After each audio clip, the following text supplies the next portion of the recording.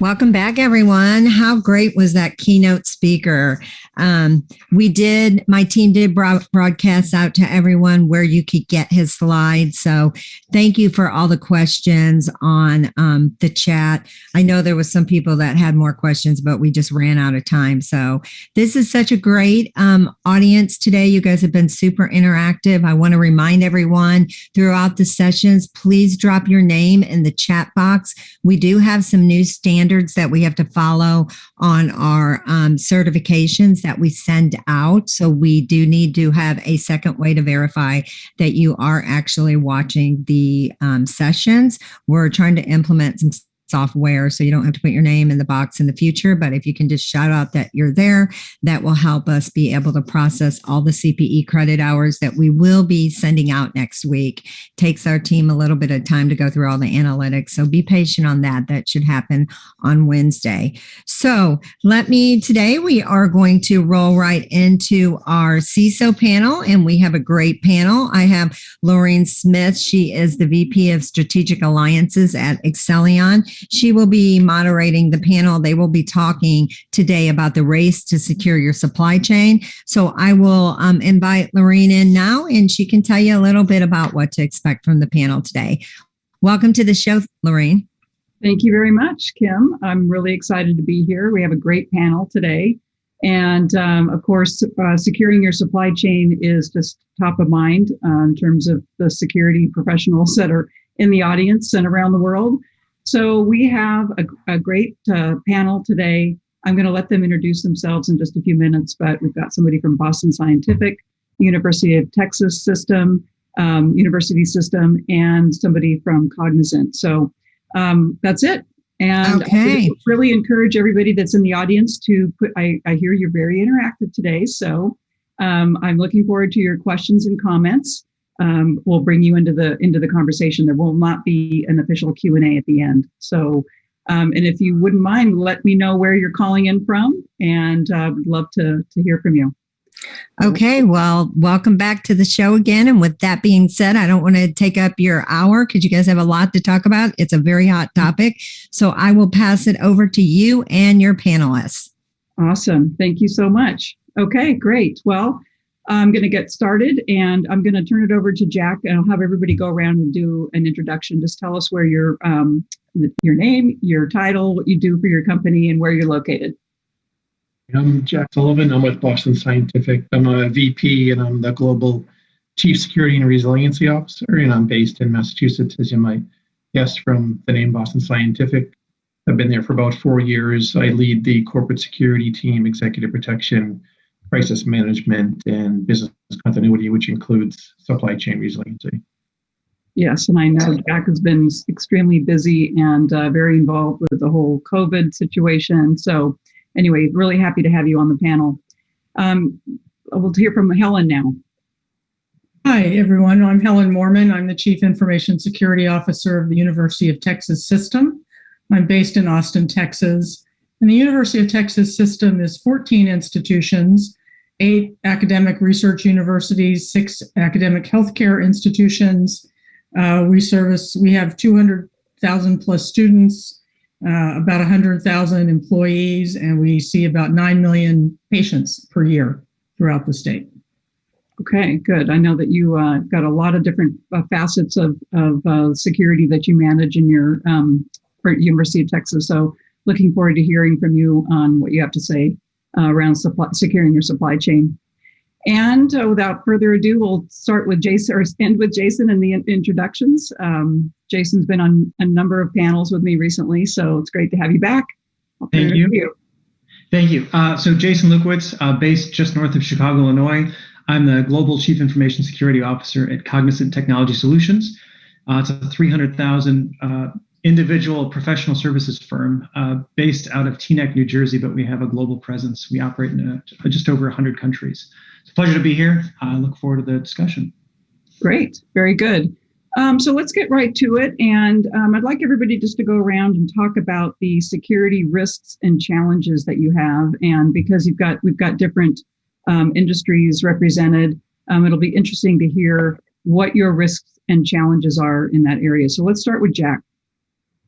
I think For me, and this really came to light during COVID, is that I don't think we had a great understanding on our supply chain, the broader supply chain.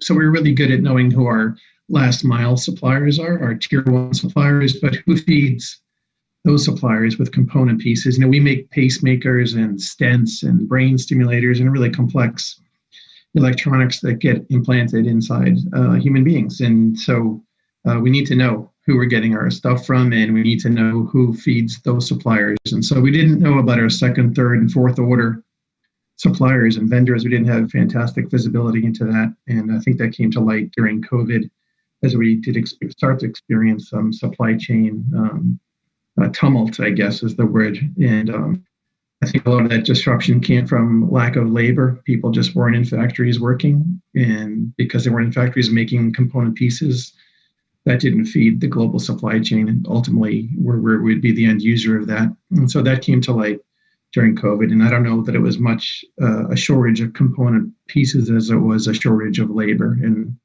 so I think the raw materials were there, but I think we've got some visibility into it now with President Biden's new order that came out taxing all of us with knowing our supply chains a good deal better than what we do. I think we've really got a lot of political clout right now to go and do what we've always wanted to do inside our organization.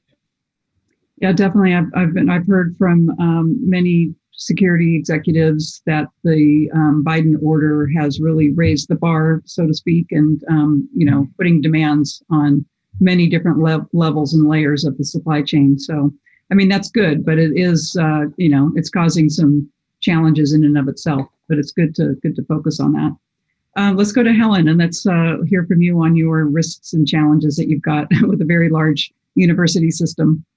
Okay, well, my role and the role of the security professionals throughout the institutions is to make sure that we assess the security protocols, information security, cybersecurity protocols around the vendors that either access, store, or process our data, or if we depend on them for critical services.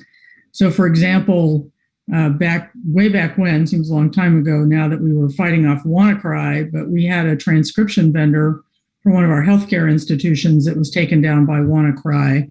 So we were able to fall back to our manual processes, and it didn't go on, to the length of time that would have seriously impacted our business. But that woke us up to the fact that, even something that seems fairly straightforward can have an impact on our business if that vendor's security protocols or lacks. And then we have a growing number of federal regulations around securing not only our supply chain, but our own data. And this gets back to President Biden's order, in that if you look at the technologies he called out, our institutions are very involved in the research in some of those technologies, and the federal funding agencies are increasingly concerned about the security around our research data as well. Okay, very good. And Jason, I know you have, talked about crown jewels. So talk about that with us. Yeah, so, I would echo what Jack and Helen said, and I put it into kind of three buckets. So crown jewels, as you touched on, resiliency and telemetry. And the reason I kind of bucket them, so the first one, crown jewels, what do we care about? Where is it? And I think that's where your supply chain comes in, regardless of what it is that you do. I'm obviously very technology focused. Jack could be very focused on the physical assets that he needs to provide to his customer base. The second thing is telemetry. So where do those assets live in your environment? One of the things I didn't talk about in my introduction is, Cognizant is an acquisition machine. We buy, 10 to 15 companies a year. So my ability to understand not just what I have in our core, but what's peripherally around us and what's there as the CISO, I'm responsible for ensuring it. And then the last one's continuity. And I think we were all impacted by this one with, and I'll just use the two most recent, but SolarWinds and the Microsoft Exchange situation. So that telemetry becomes important to know where they are, what you have on them. So your ITAM, your CMDB, your ITSM processes, but then the ability to ensure resiliency to them. So what are you doing to ensure that those things aren't impacted? And I know for those two, and I'm not, we've all been through security incidents. I'm by no means trying to pick on anybody, but that's a piece is, your ability to be resilient to those threats. And I think it was a big eye opener for all of us through, what's happened over the past 12 months, that resiliency context. So crown jewels all the way resiliency. Very good. So let's talk a little bit more about the effect that COVID has had, on the supply chain and how you're addressing that. So, obviously we're coming out of this pandemic now with everybody, many vaccinations happening, and a lot of the security professionals that I speak to are really planning for coming out of this pandemic and what this new normal looks like. So talk about how COVID has impacted things and what you're doing in terms of the supply chain going forward now in 2021. Let's start with you, Jack. Sure. So I think COVID affected everything, including supply chain. And like I said before, I think there was just this lack of labor in the world over the past 12 months. And in the United States, I think people weren't willing to come back to work, even though they were available to come back to work. We had good PPE for the most part across the US, and companies found a way to get folks back to work and working in tight quarters rather closely. But they weren't willing to do it for good reasons, I think. So I think what it did is it surfaced a lot of supply chain opportunities around the world that we could identify and try to remediate. And I think CEOs and CIOs and the board of directors are leaning into organizations like mine saying, do we need more safety stock? Do we need to forward deploy finished goods, say, out at the edge of our ecosystem? Do we want to send 6 months worth of sales supplies into China now, so that if the labor model begins to drop off again, we'll at least have those supplies that we could sell for those 6 months? But there are a lot of considerations with that. Inventory has a carrying cost on a P&L and can range around 6%. So does a company want to invest that kind of money for a maybe this might happen again kind of a thing? I think that's sort of the chief consideration that we're walking through right now. What do we want to do with our inventory, both the finished goods and raw materials? Do we want to stockpile raw materials right now that we might need if there was a shortage, so that we can stay making our devices? Okay, good. Helen, let's hear from you on how you're approaching things, sort of coming into 2021. I don't want to say out of COVID completely, but heading that way.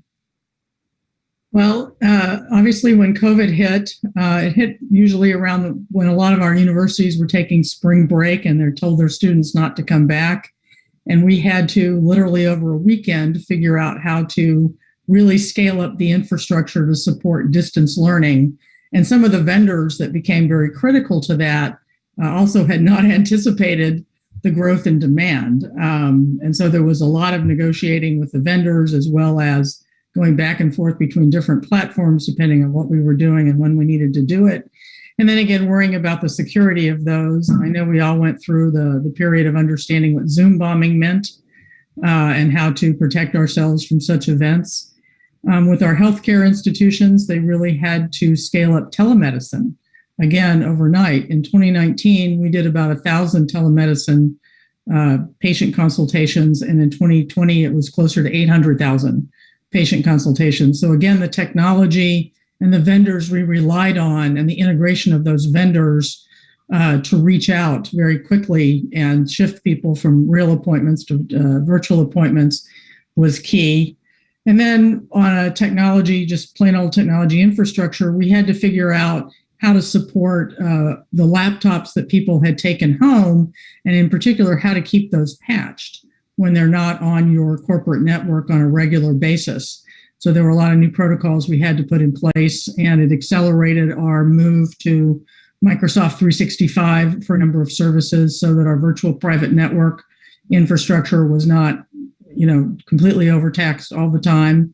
And it was easier for people with low bandwidth, et cetera, to be able to get to what they needed to do. Now, going forward, I think we're in a period of being able to step back and do more maturity assessments. How mature is our practices around distance learning as we go into a more hybrid environment, hopefully in the fall?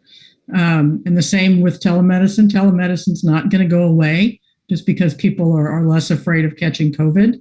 And, we're able to extend telemedicine to markets that we may not have been able to serve before. So again, now being able to step back, and we made it through that incredibly intense push a year ago. Let's look at the maturity of all the practices that put in place and try to come up with predictions of what a more hybrid world is going to look like. Yeah, that's good. I mean, just from a consumer side of things, it's interesting to, see all the things that we had to be forced to do last year and how they're continuing on. Like telemedicine is one thing. I love having a telemedicine appointment instead of having to go in. So I know that there's a big demand for those types of things, but it's a daunting job just to make sure that is secure, as you can imagine. Jason, let's hear from you on how things have impacted, how it's been impacted at Cognizant. Sure. So, Jack had kind of touched on this when he started. The first one would really be consistency. So what I mean by that is, in the US, there's kind of an expected way of doing things. And if you think about before COVID and the way that services were delivered, there was some uniformity and consistency to what you received, in kind of a global disbursement. As COVID ramped up, that consistency fell apart as each government responded and reacted differently with the different types of lockdowns and other countermeasures they put in place to, slow the curve, which then created a acceleration for the go to digital. So everybody then wanted to move to cloud. We can't get technology into our environments, the physical on-prem things. Let's accelerate digital to cloud, which then created demand management issues where we ran out of resources to be able to do a lot of this work. So the way that we've kind of looked at it is, how does scalability look? How are we preparing for these types of things in the future? Kind of hiring ahead of the curve. So, we're trying to project where we think we will be, both in terms of service delivery, but as well as obviously protecting that service delivery as we're all CISOs here.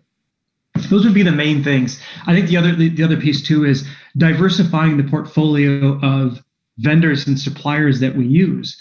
And not to say that we don't get, great service from, provider A, but they also face these same challenges, and we don't want to be in a bind where we're unable to deliver or unable to secure. So I think, as an opportunity to look at your portfolio of providers and perhaps make decisions around diversifying isn't a bad thing either.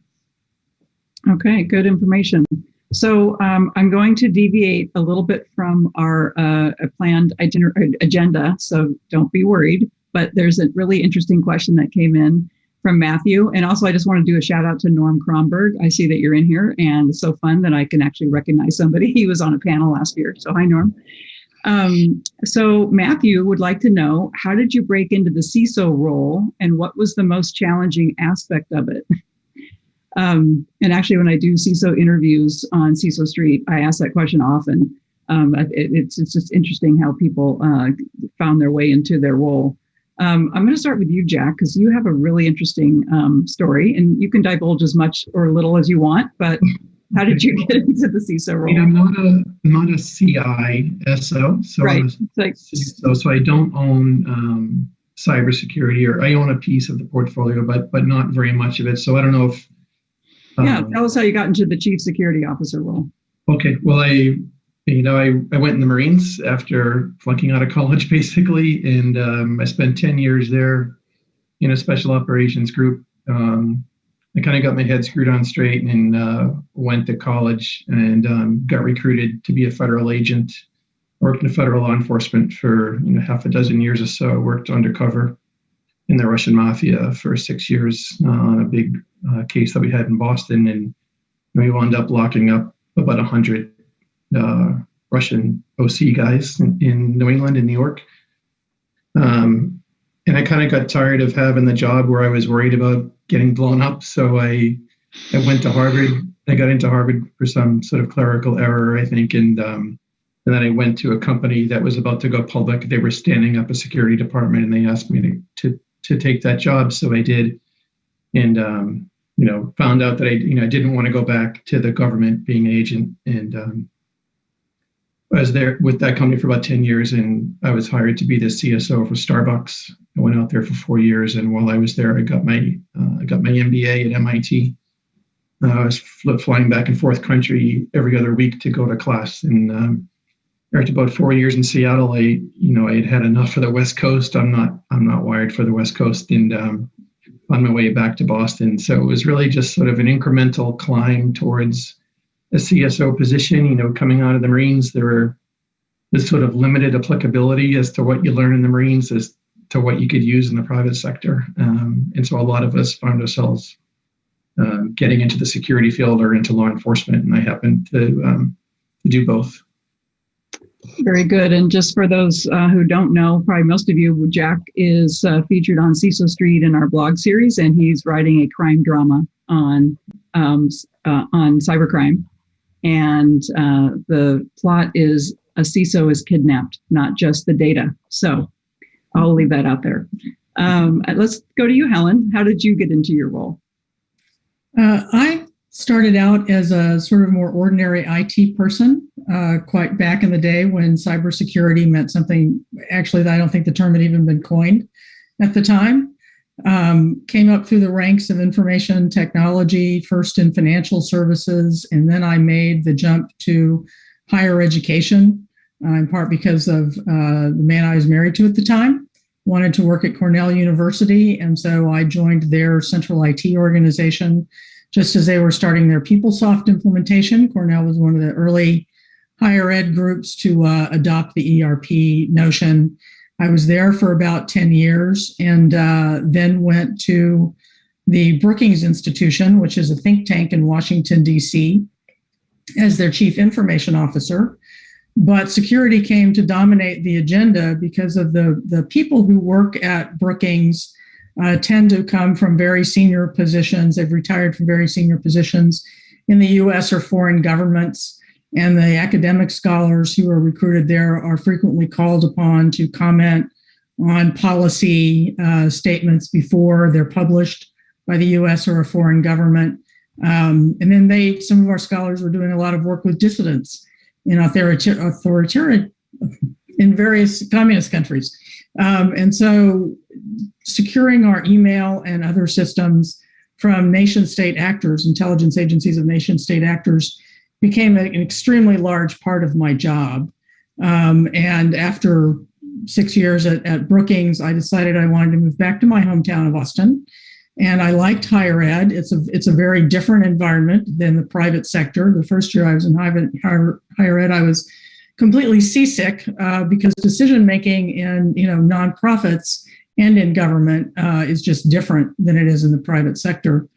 But anyway, there was a job opening at the University of Texas system that focuses entirely on security. And so that was a good match for my interests and geographic concerns. And at the University of Texas system and all our institutions, security is viewed as a risk management function, not strictly an IT function.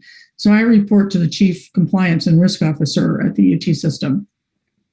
Very interesting. It's an interesting topic too about where the CISO role reports up to, and we can have a whole other discussion about that. But I'll go to you, Jason, and then I actually have a question coming in about cloud providers and the license agreement. So I'm going to pose that to you as well. Okay.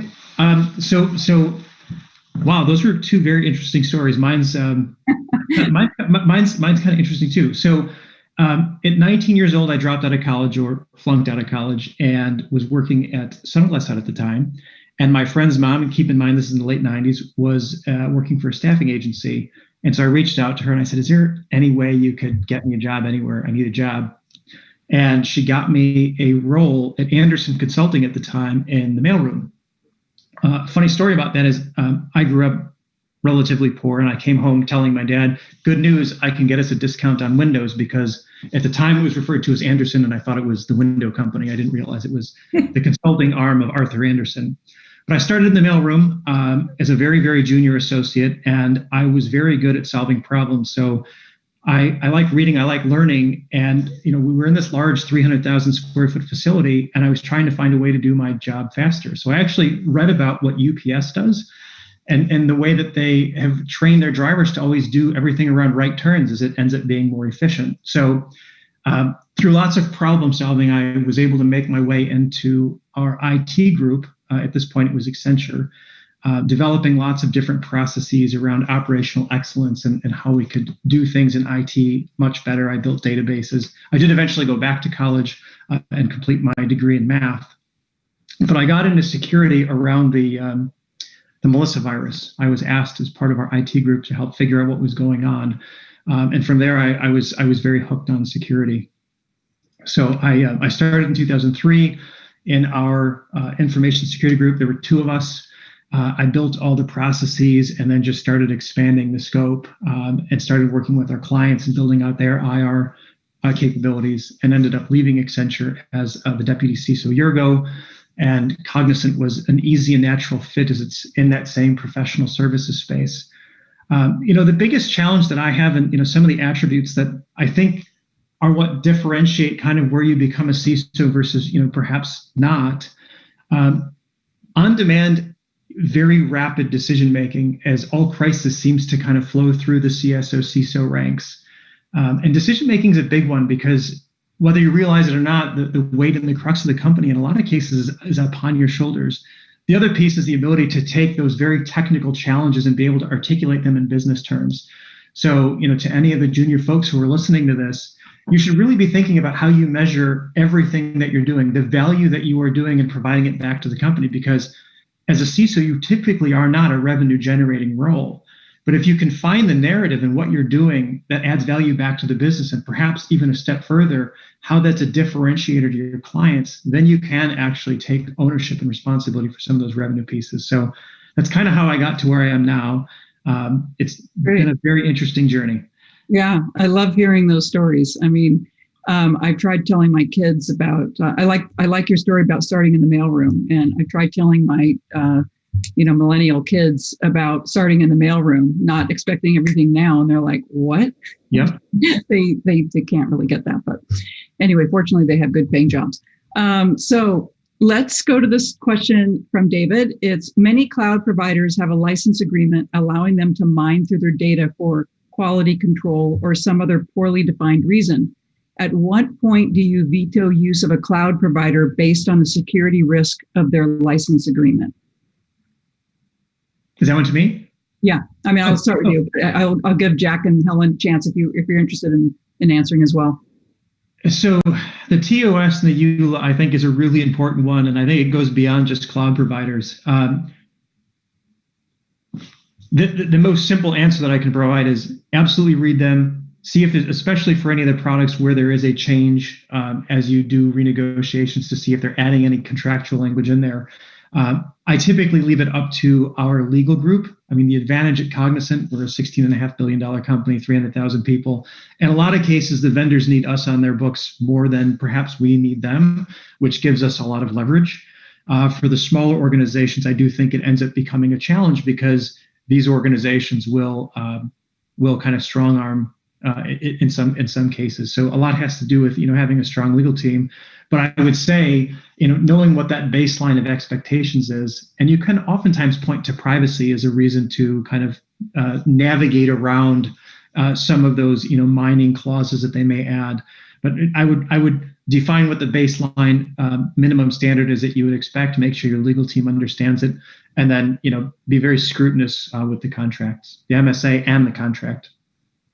It's interesting. I heard often last year during panels that many people said that there was typically a hierarchy where, one of either the vendor or the company that was using the vendor had the clout and a little more pull. But COVID sort of flattened things and it really brought people together to try to work it out. So I don't know if you found that to be true, but I heard that often during panels that I ran last year. Helen, any comments on cloud providers and license? Sure. Yeah. Sure. I think Jason's right that the contracts and getting involved early in the procurement process are two key pieces. Often by the time, if you're not in early when when a business unit's doing a request for proposal or their initial evaluations of products, then you risk, not seeing something until they've chosen who they want to work with, and you're the last step, and that puts you in the position of potentially saying, or raising issues that might lead them to say no pretty late in the process. So I think it's key to get educate your business owners about the various risks that come both from a security and privacy point of view, and educate them about the process that they need to bring you in as early as possible so that you can help question and evaluate those vendors, both in terms of their contract and their security protocols. Because if you do agree eventually to let them do what they're asking to or some subset of what they're asking to, you want to make sure that they're not going to be breached in a way that's going to end up exposing your data. There was a big incident earlier last year, with a company called Blackbaud. They service a lot of nonprofits and keep a lot of data on donors. And not all of their systems, but some of their systems were breached. And so, for example, having terms in your contract about breach notification. How long does someone have to let you know if their system has been breached, but it has data that you have? But our usual stance is to educate the business owner, advise the legal people, and then at the end of the day, it's a business decision about, do you want to take, is the service you're going to get from this vendor valuable enough, or is what they're offering you unique enough that you want to agree to some or all of those terms? So I'm a fan of saying that the information security people are not there to say yes or no. We're there to educate the business owners and the legal team and the procurement staff about, here are the issues, here are the risks, here are the ways you might be able to mitigate them, and then let them make the decision. And then I think something Jason mentioned earlier on was having, I think he used the word telemetry, but there are services such as BitSight and Security Scorecard and Risk Recon that will give you a profile of vendors of any domain, really, and how well they're doing with their security posture. And it's great to have a tiering system of your vendors, cloud or not, and look at those reports on a regular basis to see if the security posture of your key vendors is changing. Okay, good. Jack, would you like to add anything? Or? I'm afraid I just have no expertise. That's fine. Okay, so thanks for that question. And anybody else would like to ask a question, please put it in the chat. I'm monitoring it as we go through our discussion. Can I ask a question of Helen? Yeah. I was just wondering, with Hipaa, Helen, in doctor visits that are occurring over the internet, how does Hipaa play into that? Do you have to have a sort of additional layer of security on top of what, say, I would have just talking to one of my colleagues at work? Yeah, Hipaa is a series of regulations that governs patient data.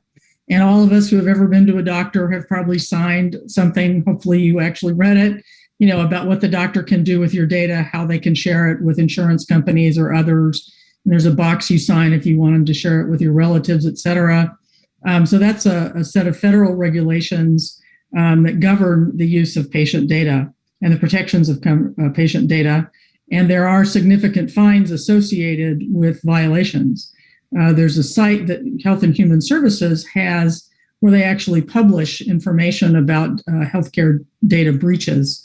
And healthcare is a huge target, particularly for ransomware, because if you're operating a clinic or a hospital, you really can't afford to be down for very long. Even if you can restore all your systems, it may take you longer than you want to bring them back up. So yeah, Hipaa does bring in a whole nother set of controls above and beyond something like NIST 853. And those are the type of risk assessments we do not only on our own systems, but then with our vendors. And there's also something required called a business associates agreement. So if we let a vendor access or store or process our patient data, we have to have a certain type of legal agreement in place with them before they can do that. Very good. Thank you. So what if I didn't sign the Hipaa agreement or the Hipaa privacy statement at the doctor's office? Does that? No, I don't know what the doctor does if you won't sign that. I don't know if they won't see you or they won't take any notes in the exam. Ask them what they do. I didn't think about it. I honestly don't read it, but I figure, what are they going to do if I don't sign it? But good point. Okay, so let's talk about resiliency. And we talked a little bit about that toward the end of last year after having almost a year into the pandemic. And kind of resiliency goes across the organization, obviously, the people, the security, So I think it's an interesting topic to talk about, and I'd love to hear your thoughts about that. I'm going to start with you, Jason, and talk about just resiliency as a topic. Absolutely. So when the topic of resiliency came up at Cognizant, and just to provide some context, so I started exactly a year ago, and a year and a day ago at Cognizant. The height of the pandemic is when I went through the negotiations with them to become their CISO, and starting in mid-April, as everything is getting locked down and the world is trying to get the curve under control. And it was also the day after Cognizant announced its May's ransomware attack publicly. So resiliency is kind of interesting. A lot of people hear the term resilience and they assume it directly to business continuity and disaster recovery. And that's not exactly what it means. What I have defined resiliency at Cognizant is somewhat simple. So we understand the telemetry. What do we have? Where is it? What do we care about? And from there, we understand the actors and the techniques which they would use to get to those specific things. And from there, we have models that would define what our resiliency is to those threats. Mapping to MITRE, I think, is a big one, is that's something that is a universal language across all organizations, to be able to say, here are the techniques, here are the things we care about, these are the ones we're resilient to, these are the ones that we need to become resilient to. And for us, that's been a big piece. DRBCM is a component of that in the event we are not resilient to an attack because we don't have a protection in place to keep it alive. But that's been a big one. And I think with COVID and some of the supply chain attacks which have occurred, now we have to expand beyond just our own walls and look at, kind of where we have data and where we're getting things outside and understand the resiliency component there. So that would be kind of where I'm going to evolve our program today, is it's been very introverted and acute focus. Okay. Helen, I'm going to go to you and hear what you have to say on the topic of resiliency. Well, I agree with a lot of what Jason just said, that in today's era, the chances of you being able to completely avoid an intrusion or a cyber attack is very small. It's just so easy for bad guys to get in with a successful phishing campaign, for example, that your ability to detect and respond, you sort of need to, most teams need to think that they're almost always constantly under attack, because they are. And the question is, are any of those attacks today being at all successful?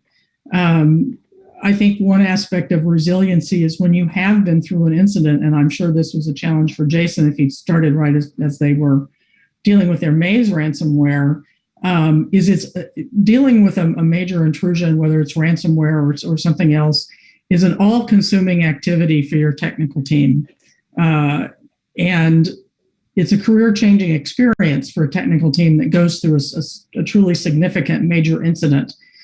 Because I think as much as we try to educate cybersecurity staff and IT staff about the threats, until you have seen what a bad guy can really do in your system, sometimes you don't completely get it, or maybe you're relying on, well, we've got enough controls in place, it won't happen to us. So people who have been through a major security event are actually extremely valuable because of what they've learned in the process of doing that. But getting back to resiliency, the two things that come to my mind are one, the resiliency of our staff. And I know one of the things we're working on now with our institutions, or at our institutions, is what will the post-pandemic world look like? Many people have proven that they can do their job remotely 100% of their time. So are we going to require or encourage them to spend several days a week in their office? Are we going to celebrate the real estate cost savings of saying, no, you can continue to work from home 100% and we'll go to some sort of hoteling? And that has a big impact on our staff. Everybody has taken a significant hit, I think, in terms of their personal well-being during COVID. Even if you didn't get sick, you had to deal with the adjustments and the fear and the stress of having your kids at home and your dogs barking in the middle of a Zoom call and all of that.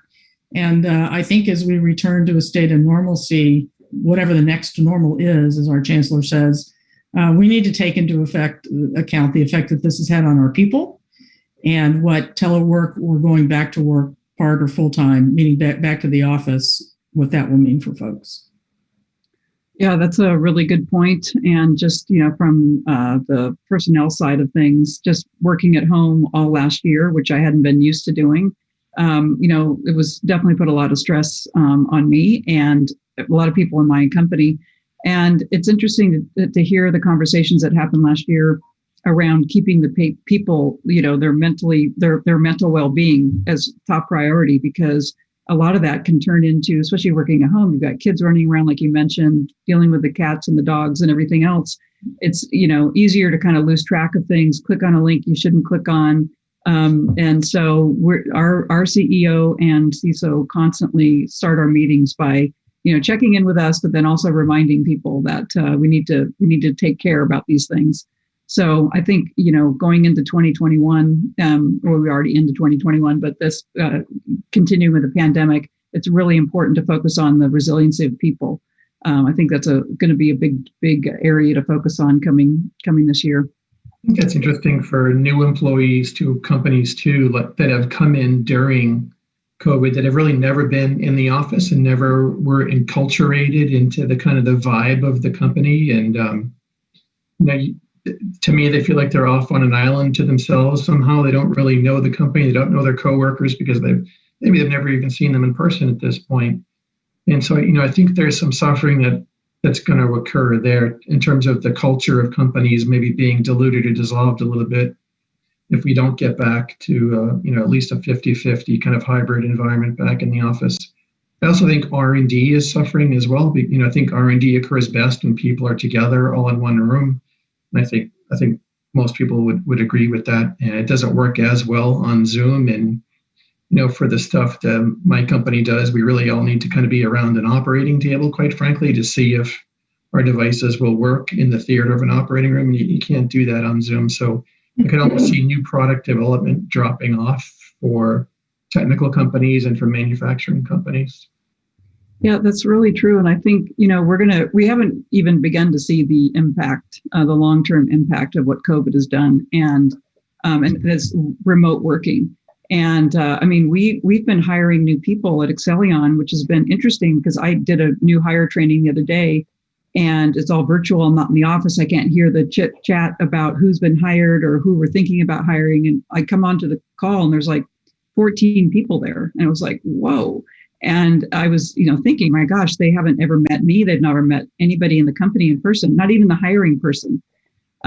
So what impact is that going to have in the culture? And we talk about that a lot in our meetings, in our executive meetings, about how we're going to deal with that. But to the other extreme, my daughter just started at Lam Research as a mechanical engineer, first out of college, and she's working from home. She got to go into the plant one time, but she's dealing with that. And, she's not met any big people on the team. And I just wonder how that's going to impact the younger generation and maybe they're used to it, I don't know, but they're all the social beings. So it'll be interesting to see how that turns out. The thinking is that we'll all be at home for a good long time to come and that this is the new way things will be. But I think people will see that their careers maybe don't progress as well if they're working from home, but because they're not getting face time with executives, maybe they don't get pulled in to the special projects that get you advanced in a company because they're at home and they're not known as well. And there are going to be some people at the conference table with the CEO and there'll be some on TV. And I think the people that are working from home will soon say, you know what, my career is not going as well as others. I need to get myself back in. So that's I think we're thinking right now that this is going to be the way it is forever. Maybe I'm just old. I don't know. But I think I give it 2 years and I think we're going to be mostly all back to work again. Yeah, that is a really good point. I think back in as my career advanced, it's a lot of being there at the right time, sticking your hand up saying, I'll do it. And if you don't hear of the opportunities or, you don't get that chance. So we're going to have to definitely find new ways to raise your hand and get that seat. That's a really good point. Anybody else want to comment on this before we go into, we've got about 15 minutes left. I just think on resiliency, I think if you're in manufacturing or in retail or in a company like that, you need to identify what your crown jewels are. So what are the products that drive most of your top line? And that's where you're going to need to spend your efforts in protecting those products to make them more impervious to disruption, whatever their disruption is, whether it's cyber intrusion, whether it's geopolitical risk, economic risk, climate change risk, because you're not going to be able to protect everything in your portfolio that your company does, but you need to identify kind of your top 10 things and try to make those more impervious, and determine by interviewing business leaders, how long can you live without this system? How long can you live without this product or process? So you can identify some recovery time objectives, and then you can build your plan to that, because you can't predict when these things will happen, but what you can do is you can have a plan to deal with them when they do. And if you can get back up and running faster than your competitors, that conveys competitive advantage to your company. It would make you a real rock star if you were the one that built out those plans. Yeah, and I would just add, everything Jack said is spot on. The other piece too is touching to what Helen was saying, kind of off of the maze attack that we went through. The time to figure out what priority to turn systems on is not during the attack.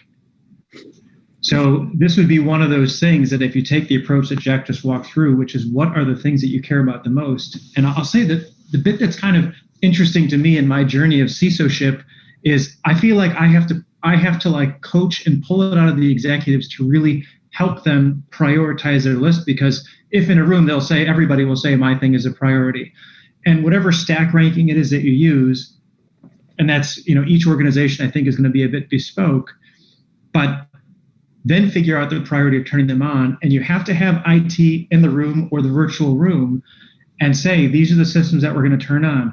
Who is the owner? Who do we call? Who's the backup? And I would also suggest having that list printed, because when these attacks happen, everything goes down. So if you have it in your email, you may not be able to get to your email.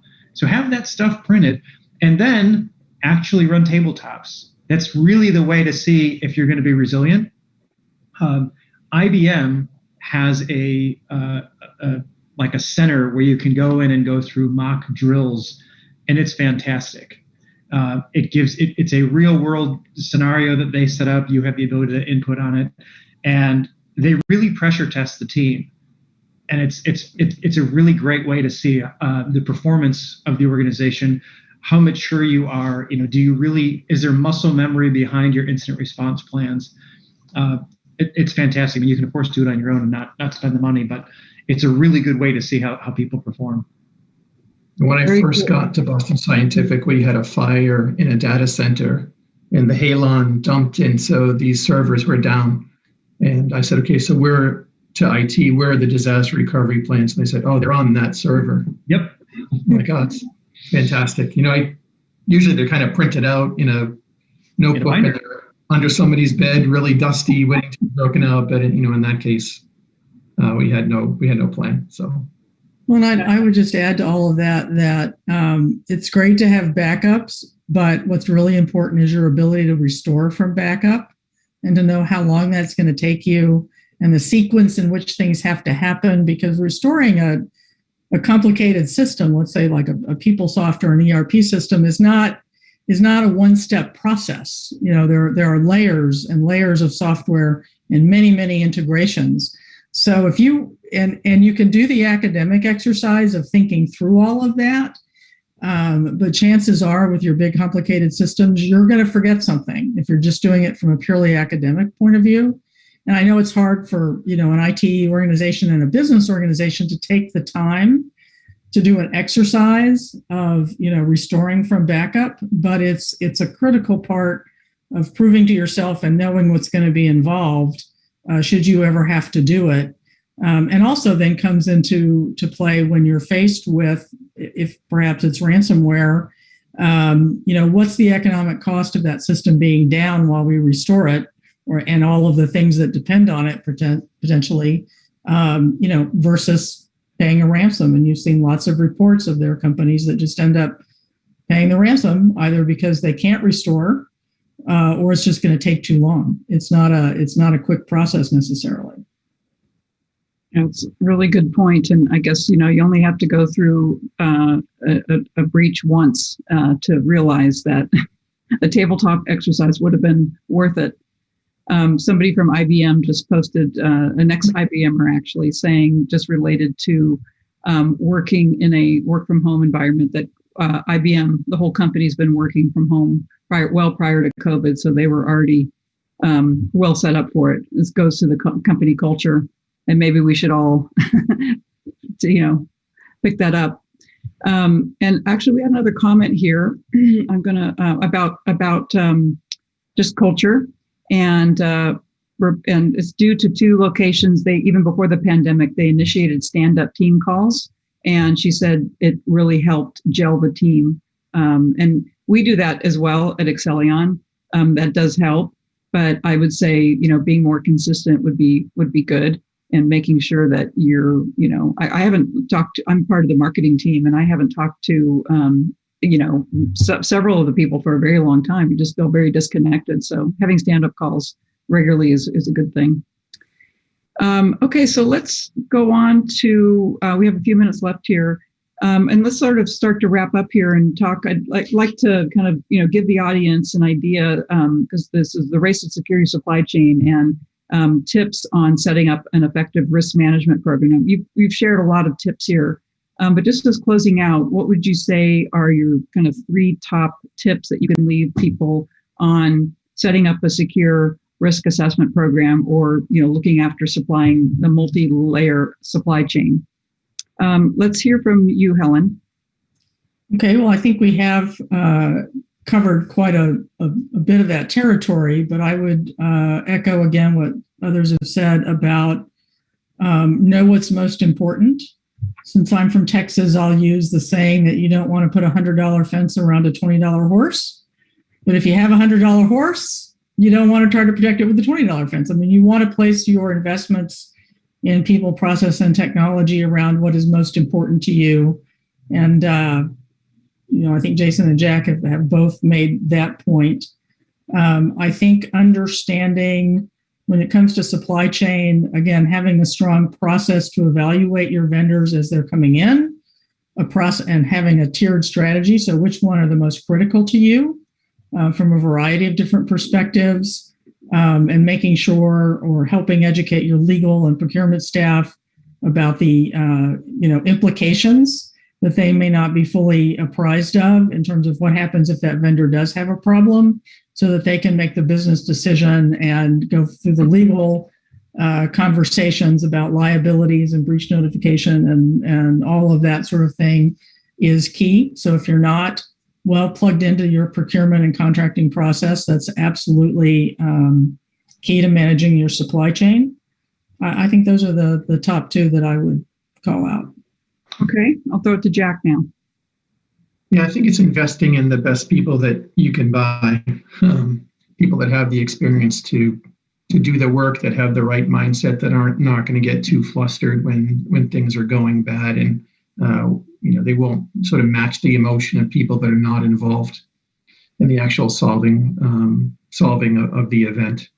And I think it's identifying your supply chain. So looking for that second, third, and fourth order supplier. There are good tools out there. Altana AI is a good tool. You can pipe in security scorecard into Altana, so you can look at all of your suppliers and vendors and then see what the breach risk is for each one of them. And it's identify your single points of failure and build resiliency for those things in practice. And every day is a training day is one of my mottos for my team. And you should be running drills, once a week for different types of events and trying to build that muscle memory. And it's about establishing relationships with corporate communications, human resources, legal, and the C-suite, because those are the people you'll be dealing with when a crisis does happen. And knowing who they are and what their personalities are and how they like to be communicated with, getting that established in advance is going to be very beneficial for you. Yeah, I do a lot of CISO interviews or security executive interviews, and I often ask what they would recommend to a CISO just starting a new job or just starting out as a new CISO, period. And always they say, get to know the business leaders immediately, establish the relationships, and it's gonna pay off in the end. And I think it's never more important than now to do that, just especially based on what you all said. Jason. Yeah. So, Jack said something I thought that was really interesting that I'll just respond to, and then I'll go into my few pieces. Okay. So the emotions and the people I think are really important. you want to invest in getting the right people. So don't be cheap about it. And I see a lot of companies be cheap about it, and then they're surprised by the output. I mean, if you want a Ferrari, buy a Ferrari. Don't buy a Nissan expecting it to be a Ferrari. Not that there's anything wrong with Nissan. And the other really is emotions. So one of the things that I have seen over my career is, when there's something going on, whatever it is, you want to match the level of excitement in the room, especially as a CISO, and then bring it down. If you don't match the excitement, then the business thinks that you don't care, or your client thinks that you don't care. But ultimately, we need to be calming, and there needs to be a level of emotional intelligence that is in all of us. I think that's a really important thing that perhaps sometimes gets glossed over. Now to your actual question. So since Helen used 2, I'm going to add 1, so I get 4, and then we have 6. So we do have one more question from the audience too, so I'm going to. I'll be fast. Telemetry, crown jewels. So to be able to see what we care about, controls. And make sure that they're balanced. The $20 horse, $100 fence, I think, is a great analogy. Risk quantification, but a balanced approach to it. Again, the horse analogy. And then resiliency. Being able to be resilient to those threats, and in the event one is realized, your ability to recover. And set expectations with the business of what recoverability actually looks like. Is it an hour, a day, a week, a month, whatever it is, set their expectations. Very good. That was fast. Good. And this is going to be recorded, so you'll be able to go back and see it. But we do have a question about how does awareness training fit into your program? And I know, Jack, you touched a little bit on that, just in terms of your, like having it weekly or whatnot. But anything else you want to share on how you do awareness training? I think I covered it. It's sort of building that muscle so that you know how these executives like to communicate. And if I can give one quick anecdote, I remember when the Boston Marathon was bombed, I was working for Starbucks at the time, and Howard Schultz, who was our CEO, I was kind of in charge of running the crisis response to that. We had a store right there at the finish line who had its windows blown out and things like that. And we were trying to figure out if we had any people injured. And, I was trying to work on getting that information and solving the problem, but Howard kept calling everybody in the field, asking questions, and I had to eventually, which would get people working on responding to him instead of working on resolving the problem. And I had to call Howard and say, stop calling people. Stop. I will tell you every 30 minutes, I will call you and tell you what I know. So if you're a crisis leader, business continuity leader, you've got to have the courage to take charge of that and think of yourself as the CEO in that one moment. And you have to be able to tell the CEO, STFU, when you need to. Yeah, that's very true. Jason, how would you like to respond to the awareness training? So the human firewall, I think, is our first line of defense, and I like to refer to it that way. So it's just something that resonates with our people. The one piece that I would add is understand the problem that you're trying to solve with your human firewall. So if you do social engineering testing, as I'm sure many of you do, as we do, there needs to be somewhat of a dynamic approach to it. The binary way, like we do social engineering and X number % failed. Well, you need to categorize them as like new joiners, people who've been here more than a year, their level. You want to look at, what are the tests that you're doing? What are the results that you're trying to achieve? And then build a plan around it and then measure the successfulness of what you put in place. Very good. That's what I strive for. Okay. Helen. Yeah, security awareness training for staff. I like the human firewall slogan. I'm going to borrow that, Jason.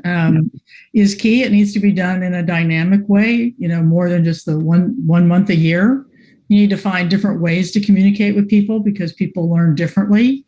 And with regards to the phishing simulations, which most of our institutions do, we're now emphasizing as much report phishes as just don't click on something. So if you see something that you think is suspicious, send it to this email box, because if it is a legitimate phish or a true phish, then we can take action to make sure nobody's clicking on it. So we're having, prizes, et cetera, and small rewards for people who report the most phishes. That's a good idea. I'll have to report that back to our team, because we do that. We do those often as well. Well, we are exactly up at the hour, so we're going to close out here. I really appreciate all your candid stories. I think it was a very interesting conversation. and really, more importantly, more importantly, appreciate all the questions that came in from the audience.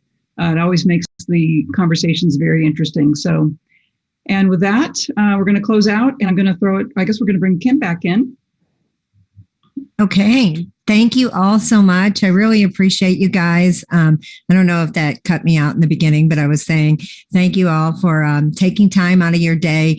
I have so much respect for all of you guys for what you do. I know that we are in a cyber security crisis every single day. So thank you for spending the last hour in educating our attendees. And I'm sure that they can all find you all on LinkedIn.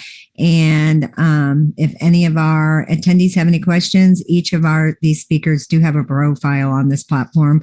So that will go to their email as well. So thanks so much, guys. And we'll see you next time. And hopefully we'll see you out there in the real world sooner than later. With that being said, we are going to take a short break.